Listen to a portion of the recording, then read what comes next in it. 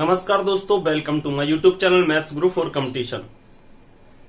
दोस्तों, मैं आप सभी के लिए लेकर आ गया हूं अनुपात समानुपात का पार्ट 5, जिसमें आप सभी को थोड़े हाई लेवल के क्वेश्चनों को सरल तरीके से हल करके बताया गया है। दोस्तों, इस पार्ट में मैंने लास्ट के जो 2 क्वेश्चन डाले हैं वो बहुत ही स्टैंडर्ड लेवल के और बहुत ही सरल तरीके से उनको समझाया है, तो आप वह लास्ट तक वीडियो को देखो तथा 2 क्वेश्चनों को लास्ट में जरूर देखना। दोस्तों, अगर क्वेश्चन समझ में आ रहे हैं तो चैनल को सब्सक्राइब कर लीजिए और वीडियो को लाइक कर दीजिए। दोस्तों, जो दोस्त आपके कंपटीशन की तैयारी कर रहे हैं उनको भी वीडियो शेयर कीजिए ताकि उनकी हेल्प हो सके। तो बने रहिए जागेंद्र सिंह के साथ। आज का पहला क्वेश्चन है क्या है ये कि 2 संख्याओं के बीच का अनुपात 4:7 है। दोनों संख्याओं में प्रत्येक में 4 जोड़ने पर अनुपात 3:5 हो जाता है। बड़ी संख्या क्या है? तो क्वेश्चन बिल्कुल सिंपल है। यहाँ पर पहले अनुपात दिया गया है 4:7। 4:7 दिया गया है। तो अब हम क्या करेंगे, वो बोल रहे हैं इसमें क्या करना है, 4 जोड़ने पर अनुपात 3:5 हो जाता है। तो इसमें सबसे बड़ी संख्या में ज्ञात करना है। तो हम क्या करेंगे, ये जो अनुपात दिया है हम इसके क्या कर लेंगे, पीछे x लगा देंगे। ये हो जाएगा 4x, ये हो जाएगा 7x। अब हमें पता है दोस्तों कि जो अनुपात का मतलब होता है वो क्या होता है, बटे में। तो हम इसको सॉल्व कैसे करेंगे, 4x/7x ऐसे लिख सकते हैं। अनुपात का मतलब बटे में होता है। अब हम क्या करेंगे, यहां पर दिएगा 4 जोड़ने पर, तो मतलब किस में 4 जोड़ दें, प्रत्येक में 4 जोड़ने पर, मतलब ऊपर भी 4 जोड़ना है नीचे भी 4 जोड़ना है। तो हम कैसे कर देंगे, 4 और प्लस 4 दोनों तरफ हमने 4 जोड़ दिया। और उन्होंने क्या बोला आगे, उन्होंने बोला जोड़ने पर हमें जो अनुपात प्राप्त होता है वो क्या प्राप्त होता है, हमें 3:5। 3:5 प्राप्त होता है। तो अनुपात को हम बटे में लिख सकते हैं इस तरीके से। तो हमने इसके सामने ये लिख दिया, मतलब ये हमें करने पर 3x+4 कर दिया और यहाँ 7x+4 कर दिया, मतलब प्रत्येक में 4 जोड़ दिया। तो हमें क्या प्राप्त हो रहा है, 3:5 प्राप्त हो रहा है। तो 3/5 लिख लिया। अब हमसे पूछ रहे हैं इसमें सबसे बड़ी जो संख्या वो कौन सी होगी, ये होगी या ये होगी, इन दोनों में से कौन सी बड़ी होगी। तो वो तो हमें दिख रहा है कि ये बड़ी होगी, लेकिन वो होगी क्या, एक्चुअल वैल्यू पूछ रहे हैं। तो हम कैसे सॉल्व करेंगे इसको, बिल्कुल सिंपल क्वेश्चन है। तो क्या करेंगे, हम यहां पर इस 3 का गुणा इसमें कर देंगे और इस 5 का गुणा उसमें कर देंगे, मतलब इस तरीके से। तो क्या करेंगे, ये 5 को इधर इसके साथ में गुणा करेंगे, पूरे में गुणा होगा। यहां पर 4x+4 और बराबर लिख लिया। और ये इस 3 का गुणा इस पूरे में होगा, तो ये वाला पक्ष हम उधर ले जाते हैं, ठीक है। तो 7x+4, ओके। अब 5 का गुणा हम इसमें कर देंगे तो क्या हो जाएगा, 5x प्लस इस 5 का गुणा इस 4 में करेंगे, कितना हो जाएगा 20, बराबर इसका गुणा इसमें करेंगे तो कितना हो जाएगा 21x प्लस इसका इसमें कर देंगे, कितना हो जाएगा 12। ओके, इतना तो आप सभी को समझ में आता है और समझ में आ ही गया होगा। अब हम क्या करेंगे, x वाले पद एक साइड, यहां पर 4×5 20 हो जाएगा, यहां पर 20x हो जाएगा। और x वाले पद एक साइड और नंबर वाले पद एक साइड कर लेते हैं। तो क्या करेंगे हम, ये जो 20x है उसको उधर भेज देंगे और इसको इधर लाएंगे। तो क्या हो जाएगा 20 - 12, ये प्लस की वैल्यू इधर आएगी माइनस की हो जाएगी, और ये प्लस की वैल्यू उधर जाएगी माइनस की हो जाएगी। तो 21x - 20x। ओके, अब हम क्या करेंगे, यहां पर हमें दिख रहा है कि जो 20 है, 20 में से 12 घटा देंगे, कितना बचेगा 8। और यहां पर 21x में से 20x घटा देंगे, क्या बचेगा x। मतलब हमें जो x की वैल्यू मिली है वो क्या मिली है, x बराबर हमें क्या मिला 8। x बराबर हमें 8 मिला है। और हमसे पूछा बड़ी वाली इन दोनों में से 4x और 7x में से बड़ी वाली संख्या क्या है। तो हमें पता है 7x ही बड़ी होगी, क्योंकि यहां पर स्पष्ट दिख रहा है 7। अब 7 के साथ हम x की वैल्यू जो हमें मिली क्या मिली है 8। तो x की वैल्यू यहां पे रख देंगे, तो क्या हो जाएगा 7x और बराबर क्या हो जाएगा 7 × 8। x की जगह पे हमने क्या रख दिया 8 रख दिया। तो कितना हो जाएगा 7 × 8 = 56। तो 56 क्या होगा अपना, 56 अपना आंसर होगा। अपना आंसर क्या होगा 56 अपना आंसर। दोस्तों, अगला क्वेश्चन दिया गया है। अगले क्वेश्चन में दिया गया है एक कक्षा में लड़कों की संख्या लड़कियों की संख्या का 4:5 है। मतलब लड़कों की संख्या लड़कियों की संख्या का अनुपात। तो लड़कों की मतलब बॉयज और लड़कियों मतलब गर्ल्स, इनका अनुपात क्या दिया है? 4:5। ओके, हमने यहां पे लिख लिया। अनुपात में है 10 अधिक लड़कों की भर्ती होने पर, मतलब 10 लड़के और आ गए, 10 लड़कों की अधिक भर्ती होने पर लड़कों और लड़कियों का संख्या का जो अनुपात बनता है वो क्या हो जाता है? 6:5। मतलब बॉयज अनुपात गर्ल्स। मतलब पहले ये अनुपात था, जब 10 लड़के और आ गए तो अनुपात क्या बन गया? ये अनुपात बन गया। पहले ये अनुपात था, यहां से ये अनुपात बन गया 10 लड़के आने से। ठीक है, अब देखो क्वेश्चन में क्या पूछ रहे हैं हमसे। क्वेश्चन में पूछ रहे हैं तो कक्षा में कितनी लड़कियां, कक्षा में लड़कियों की हमसे संख्या पूछ रहे हैं। तो बिल्कुल सिंपल क्वेश्चन है। कैसे सॉल्व करेंगे हम? यहां पर हम देखेंगे कि यहां पर हम x मान लेंगे। इस तरह क्वेश्चन में हम x मान लेते, दोनों पहला जो अनुपात दिया रहता है उसमें हमने पहले अनुपात में x मान लिए। अब हम क्या करेंगे? बोले 10 लड़के आ गए, मतलब 4x, इसका अनुपात का मतलब तो बटा ही होता है, और बटे में हम क्या लिख देंगे? 5x। ओके, और लड़के 10 आए तो 4x लड़कों की संख्या है ना, तो हमने उसमें 10 लड़के और ऐड कर दिए, क्योंकि जो 10 लड़के आए और 10 लड़के आने के बाद जो अनुपात हो जाता है वो क्या हो जाता है? 6:5। इसका अनुपात का मतलब बटे में होता है। अब हम सॉल्व करेंगे पहले क्वेश्चन की तरह, इसका गुणा इसमें करेंगे और इसका गुणा इसमें करेंगे। तो 5 का गुणा इसमें करेंगे तो क्या हो जाएगा? 5 और 4x + 10 और बराबर में क्या कर देंगे? 6 × 5x। ओके, अब हम 5 का गुणा इसमें करेंगे तो कितना हो जाएगा? 5 को 20x प्लस ये कितना हो जाएगा? 50 बराबर इसका गुणा इसमें करेंगे तो कितना हो जाएगा? 30x। ओके, अब हम क्या करेंगे? x की जो वैल्यू है उसको उधर भेज देंगे। तो यहां पर 50 बचा और x की वैल्यू हमने उधर भेज दी, तो 30x - 20x। Okay, 30x - 20x। अब हम क्या करेंगे? यहां पर x में से ये घटा देंगे वैल्यू, तो क्या आ जाएगी? 50 बराबर यहां पर 20x, 30x में से 20x घटा देंगे, कितना बचेगा? 10x। 10x आया। अब 10x बराबर हमें क्या दिया है? हमें दिया गया है 10x बराबर क्या दिया गया है? 50। 10x बराबर हमें 50 दिया गया है, तो हमें x की वैल्यू निकालना है। तो x बराबर क्या हो जाएगा? 50/10। 0 से 0 कट गया, तो x की जो वैल्यू हमें मिली वो क्या मिली? x की जो वैल्यू मिली हमें 5। x की वैल्यू हमें 5 मिल गई है। अब हम क्या करेंगे? अब हम x की जो वैल्यू है 5, हमें ज्ञात करना लड़कियों की संख्या। तो लड़कियों की संख्या यहाँ पे क्या है? 5x है। तो हमें लड़कियों की संख्या के लिए यहाँ पर 5 के साथ यहाँ पर x की वैल्यू रख देंगे। यहीं पे सॉल्व कर रहे हैं 5 और x की वैल्यू कितनी आई? 5 रख दिया, तो हमारी जो लड़कियों की संख्या आ जाएगी 25। तो लड़कियों की संख्या होगी 25 होगी। दोस्तों क्वेश्चन समझ में आ रहा होगा, बिल्कुल सरल क्वेश्चन था, कुछ भी नहीं था इस क्वेश्चन में। अगला क्वेश्चन देखिए दोस्तों। अगला क्वेश्चन दिया गया है, यहां पर दिया गया है एक वार्षिक समारोह के आरंभ में 32 शिक्षक और 120 विद्यार्थी मौजूद थे। मतलब यहां पर शिक्षक कितने थे? मतलब टीचर और स्टूडेंट, टीचर और छात्र, स्टूडेंट। ठीक है, पहले कितने थे? 32 शिक्षक और स्टूडेंट कितने थे? 120 स्टूडेंट मौजूद थे। ओके, अब क्या हुआ?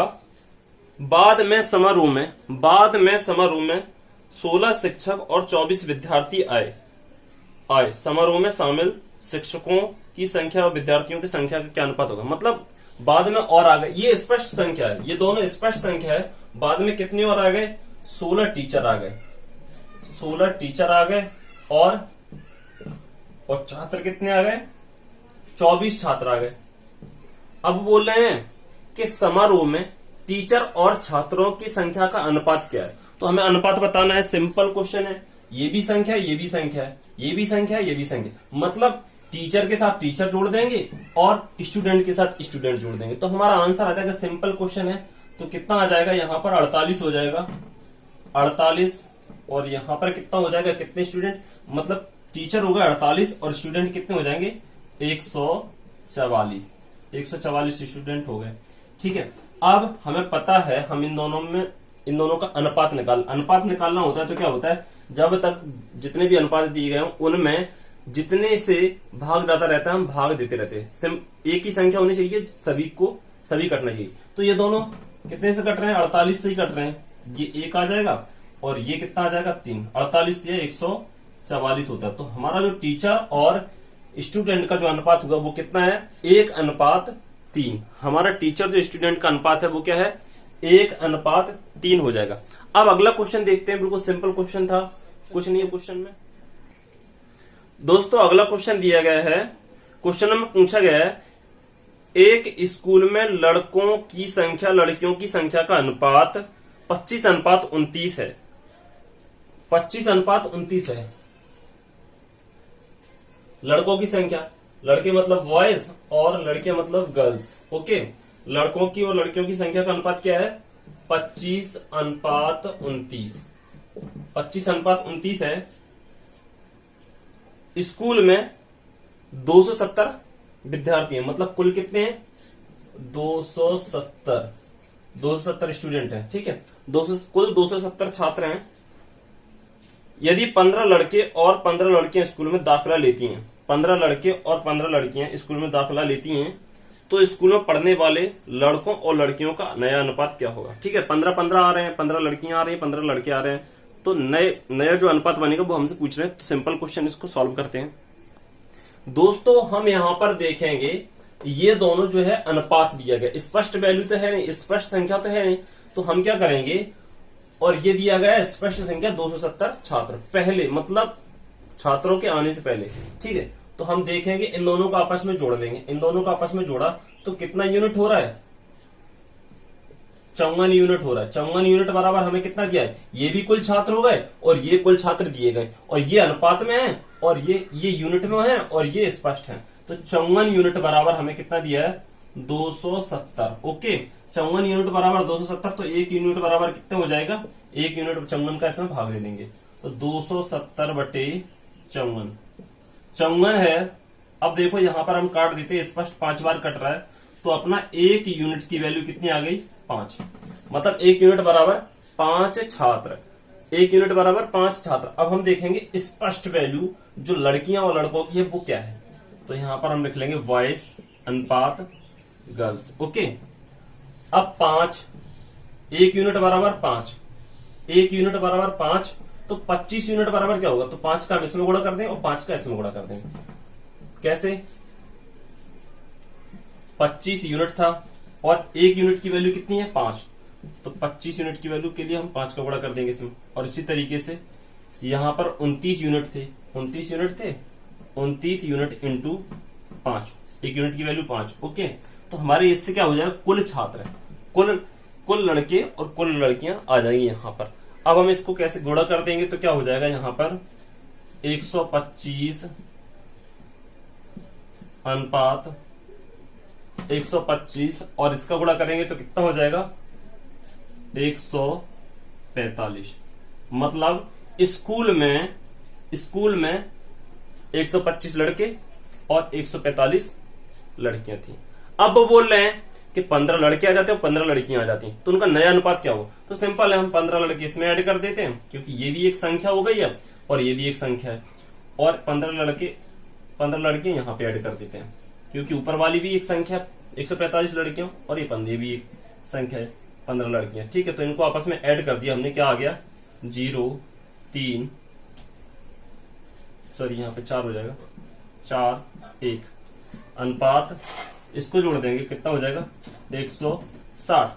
तो 0 से 0 कट रहे हैं, दोनों में 0 से 0 कट रहे हैं। अब 2 से भी कट रहे हैं, तो ये क्या हो जाएगा, यहां पर नीचे आ जाएगा 7, ये 2 से कटा 7 बार और ये 2 से कटा 8 बार। तो लड़कियों तथा लड़कों का जो अनुपात होगा, लड़कियों तथा लड़कों का जो अनुपात आया वो क्या आया 7:8। तो दोस्तों क्वेश्चन बिल्कुल सिंपल था, कुछ करने की जरूरत नहीं है, थोड़ा ध्यान से इसको देखेंगे तो समझ में अच्छी तरीके से आ जाएगा। दोस्तों अगला क्वेश्चन है, यहां पर दिया गया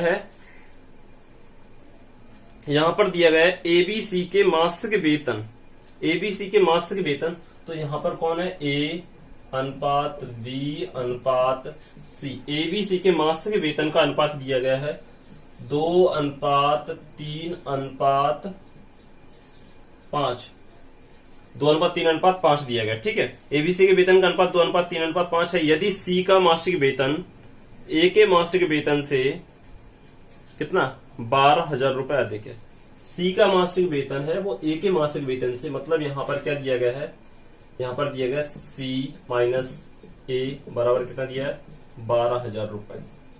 ठीक है, सी का मासिक वेतन ए के मासिक वेतन से 12,000 रुपए अधिक है, तो बी का वार्षिक वेतन, ध्यान देना यहां पर पहले मासिक वेतन की बात हो रही, अब बोल रहे हैं बी का वार्षिक वेतन कितना है। तो बिल्कुल सिंपल क्वेश्चन, इसको हम हल करेंगे। दोस्तों क्वेश्चन में दिया गया है कि मतलब सी का मासिक वेतन ए के मासिक वेतन से कितना 12,000 रुपए अधिक है, तो हम यहाँ यूनिट में देखेंगे, यहाँ पर कितना अधिक दिख रहा है, ए से सी का मासिक वेतन कितना अधिक दिख रहा है 3, इन दोनों का अंतर 3 है, और यहाँ पर इन दोनों का अंतर 12,000 दिख रहा है। तो मतलब 3 यूनिट बराबर हमारा क्या हो जाएगा, 3 यूनिट बराबर 12,000 रुपए। तो एक यूनिट की जो वैल्यू होगी वो क्या होगी, एक यूनिट की वैल्यू होगी अपनी 12,000 और बटे में क्या आ जाएगा अपना 3। ठीक है, 3 से हमने 12 को काटा, ये कितना आ जाएगा अपना 4,000। एक यूनिट की वैल्यू कितनी आ गई 4,000 रुपए, एक यूनिट की वैल्यू 4,000 रुपए है, एक यूनिट की वैल्यू 4,000 रुपए है। और बी को कितने यूनिट सैलरी मिलती है, बी को कितने यूनिट सैलरी मिलती है, तो बी को मिल रही 3 यूनिट, और 3 यूनिट, एक यूनिट की वैल्यू है 4,000 रुपए, तो 3 यूनिट की वैल्यू कितनी होगी, तो बी को मिलेगा अपना 3 यूनिट और एक यूनिट की वैल्यू 4,000 रुपए। तो बी को मासिक वेतन है वो कितना आ जाएगा, बी का मासिक वेतन आएगा 12,000 रुपए, बी का मासिक वेतन 12,000 रुपए। लेकिन हमसे पूछा गया वार्षिक वेतन, बी का वार्षिक वेतन क्या होगा, जब एक माह का इतना है तो 12 माह का कितना होगा, क्योंकि एक वर्ष में 12 माह होते हैं। ठीक है, तो हम क्या करेंगे, वार्षिक वी का जो वार्षिक वेतन होगा यहाँ पे दिखा रहा है, नीचे नहीं दिख रहा है, तो एक माह का 12,000 रुपए, तो 12 माह का कितना होगा, एक वर्ष, मतलब 12 माह मतलब एक वर्ष, इनका गुणा कर देंगे तो कितना हो जाएगा, इतना 1,44,000 रुपए। अगला क्वेश्चन देखते हैं, क्या गया है, ए बी और सी मिलकर 1,100 रुपए कमाते हैं, ए बी तथा सी मिलकर 1,100 रुपए कमाते हैं, ए और बी मिलकर 7/11वां हिस्सा प्राप्त करते हैं, ए और बी मिलकर 7/11वां हिस्सा प्राप्त करते हैं, तो सी का हिस्सा क्या होगा। तो क्वेश्चन बिल्कुल सिंपल है, इसको अपन सॉल्व करते हैं। यहां पर ए बी सी तीनों मिलकर, ए प्लस बी प्लस सी तीनों मिलकर कितना कमा रहे हैं, यहां पर तीनों ने मिलकर 1,100 रुपए कमाए, और यहां पर तीनों ने मिलकर 11 यूनिट कमाए, तो 11 यूनिट बराबर 1,100 रुपए। तो एक यूनिट की वैल्यू हम पता करेंगे तो क्या हो जाएगा 1,100, और 11 है अपने इसके बट्टे में आ जाएगा, तो 11 से कट गया तो कितना आ जाएगा 100। एक यूनिट की वैल्यू कितनी आ गई 100 रुपए, एक यूनिट की वैल्यू 100 रुपए है। और सी ने कितने यूनिट कमाए थे 4 यूनिट, तो 4 यूनिट की वैल्यू कितनी हो जाएगी 4 इंटू एक यूनिट की वैल्यू 100 है, तो सी ने कितने कमाए 400 रुपए, सी ने कमाए 400 रुपए, 400 रुपए, सी कितना कमाएगा 400 रुपए। तो बिल्कुल सिंपल क्वेश्चन है। अगला क्वेश्चन देखते हैं दोस्तों। अगला क्वेश्चन दिया गया है ए और बी की आमदनी का अनुपात, ए और बी की आमदनी का अनुपात हम देखते हैं। यहां पर ए बी की आमदनी का अनुपात क्या दिया गया है 3:5, 3:5 दिया गया है। सी और बी, अब सी और बी की आमदनी का अनुपात दिया गया है 9:7। ए और सी की आमदनी का अंतर, ए माइनस सी की आमदनी का अंतर कितना दिया है 4,800 रुपए। ओके, 4,800 रुपए हो तो सी की आमदनी क्या होगी, सी की आमदनी क्या होगी। तो बिल्कुल सिंपल क्वेश्चन है दोस्तों। पहले तो हम इस क्वेश्चन को क्या करेंगे, यहां पर दिया है ए अनुपात बी और सी अनुपात बी, तो यहां पर समान अनुपात नहीं है। पहले तो हम समान अनुपात बनाएंगे ठीक है। तो समानुपात कैसे बनाते हैं हमने यहाँ पे लिख लेंगे ए अनुपात V अनुपात C, ठीक है। ए बी के नीचे ए बी की वैल्यू रख देंगे तो 3:5। और अब देखो बी सी की वैल्यू रखेंगे, बी की वैल्यू यहाँ पे क्या होगी, बी की वैल्यू यहाँ पर 7 होगी, तो बी की वैल्यू बी के नीचे रखेंगे, और सी की वैल्यू यहाँ पे क्या होगी 9, तो 9 सी की वैल्यू सी के नीचे रखेंगे। अब हम यहाँ पर जो जगह बचती है उसको भर देंगे, तो 5 है, इधर ये जगह खाली है तो ये 5 आ जाएगा, ठीक है। और इधर एक जगह खाली है तो यहाँ पर क्या आ जाएगा 7 आ जाएगा। अब हम इन दोनों का गुणा कर देंगे तो 7 या 21, तो ए की वैल्यू 21 आ जाएगी यहाँ पर, और इसकी 7 पंच 35, और यहाँ पर 45।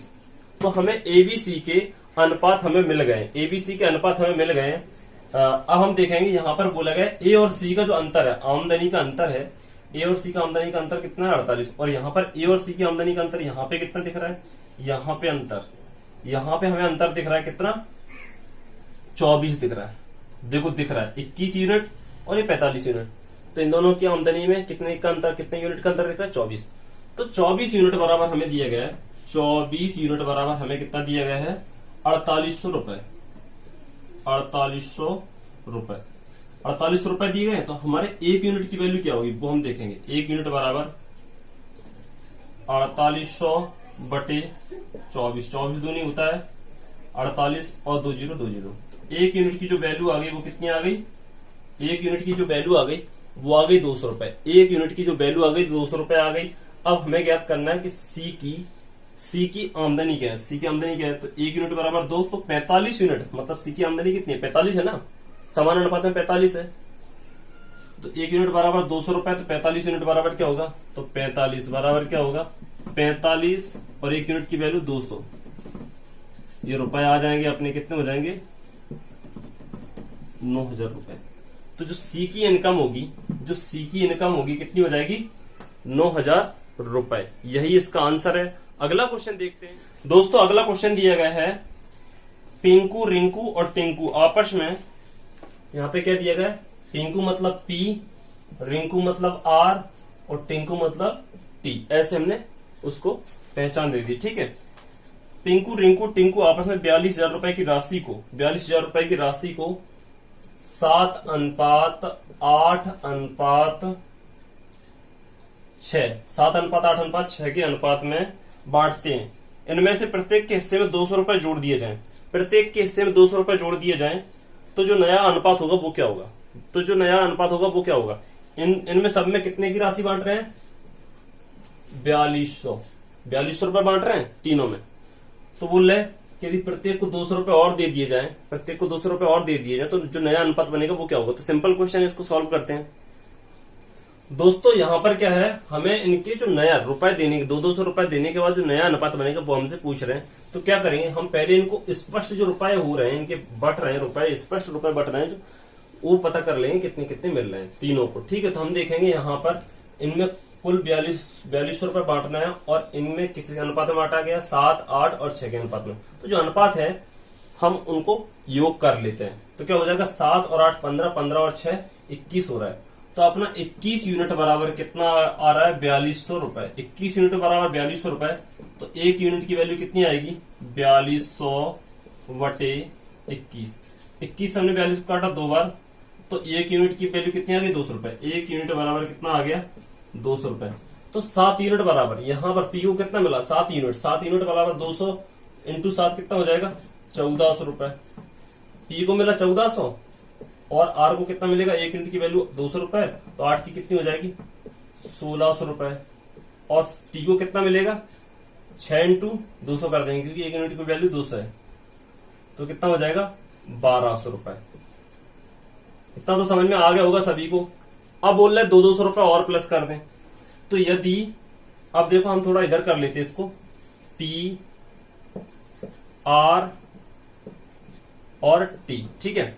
तो यहां पर ये 1400 है, इसका 1400 अनुपात यहां पर ये 1600, और यहां पर ये टी को मिला कितना 1200 रुपए।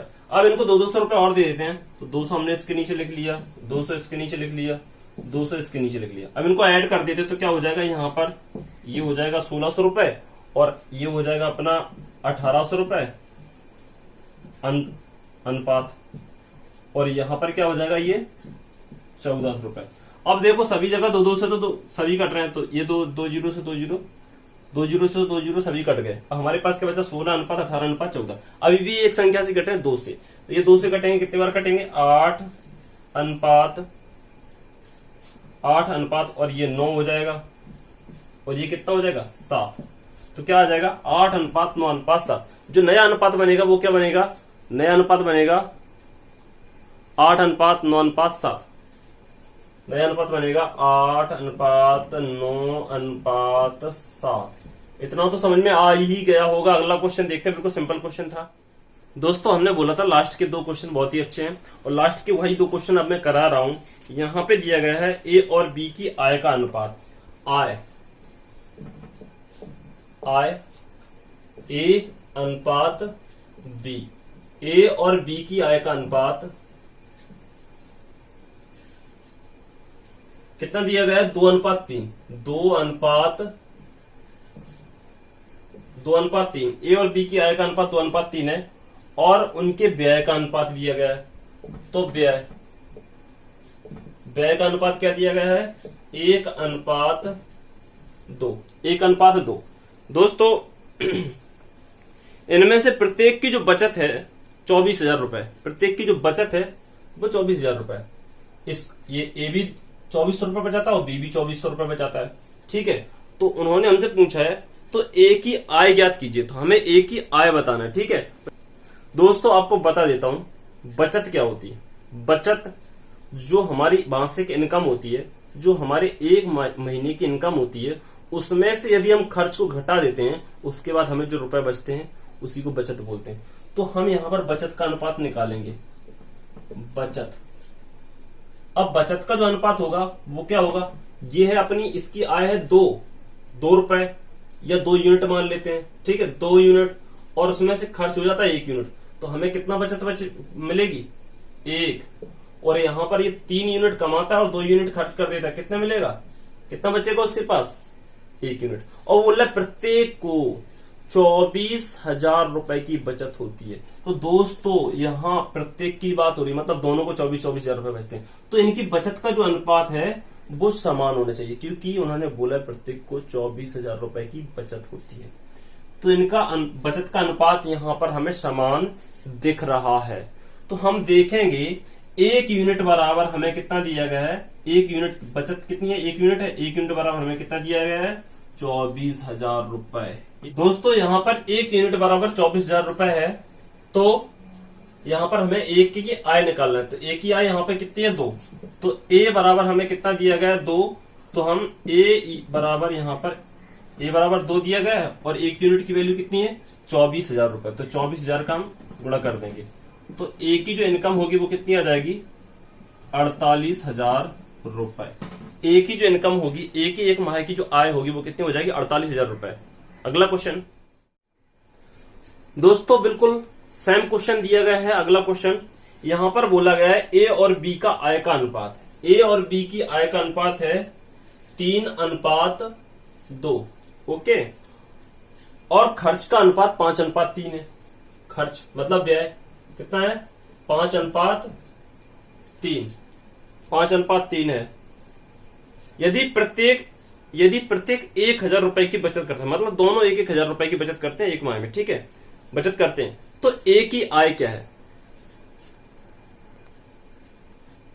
दोस्तों यहां पे भी हमें ए की आय बताना है, और अब हम इस क्वेश्चन को भी यहां पे बोल रहे प्रत्येक व्यक्ति है ए और बी दोनों 1,000 रुपए की बचत करते हैं, तो बचत का हम अनुपात निकालेंगे।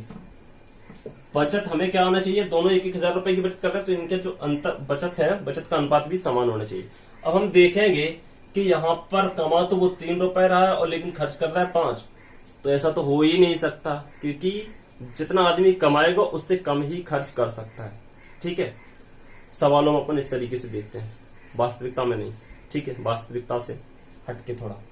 अब देखो यहां पर हम कर 3 में से 5 तो नहीं घटा सकते, और इसी तरीके से इसमें 2 कमा रहा है 3 खर्च कर रहा है, तो ज्यादा तो खर्च नहीं कर सकते। तो हम क्या करते हैं, ऐसी कंडीशन में ऊपर वाले पक्ष में हम दोनों पक्षों में 2 का गुणा कर देते हैं। यदि इसमें 2 का गुणा कर देंगे और दोनों पक्ष में 2 का गुणा करेंगे, एक में नहीं, तो इसमें गुणा कर देंगे तो कितना हो जाएगा 6, और ये क्या कितना हो जाएगा 4। अब दोनों ऊपर के पक्ष कितने हो गए, बड़े हो गए, मतलब ये व्यय से खर्च से ज्यादा बड़े हो, खर्च से बड़े हो गए। ठीक है, अब हम देखेंगे कि वो 6 कमाता था 5 खर्च करता है, और 4 कमाता है 3 खर्च करता है। अब बचत कितनी करता है, यहाँ पे भी 1 आ जाएगा, 6 में से 5 जाएगा 1 बचेगा, और यहाँ 4 में से 3 जाएगा, कितना बचेगा 1। अब इनकी बचत का जो अनुपात है वो समान हो गया, बचत का अनुपात समान हो गया। तो अब हम देखेंगे, हमें बोल रहे थे कि प्रत्येक व्यक्ति 1,000 रुपए की बचत करता है, तो 1 यूनिट की वैल्यू हमें कितनी दी गई है यहाँ पर 1,000 रुपए, मतलब बचत 1 है, 1 यूनिट बराबर 1,000 रुपए, और हमसे पूछ रहे हैं ए कितना कमाता है। तो 6 यूनिट की वैल्यू कितनी होगी, 6 यूनिट की, तो ए कितना दिया गया है 6, तो ए बराबर 6 और 1 यूनिट की वैल्यू 1,000 रुपए। ठीक है, तो ए कितना कमाएगा एक महीने में 6,000 रुपए, ए कमाएगा 6,000 रुपए। इतना तो समझ में आ गया होगा दोस्तों। अगर क्वेश्चन समझ में आ रहे हैं, वीडियो पसंद आ रहा है, तो वीडियो को लाइक कर दीजिए, चैनल को सब्सक्राइब नहीं किया तो चैनल को सब्सक्राइब कर दीजिए, और बने रहिए जागेंद्र सिंह के साथ, और हम इसी तरीके से आगे और वीडियो लाते रहेंगे अगर आप वीडियो को लाइक करते रहेंगे तो।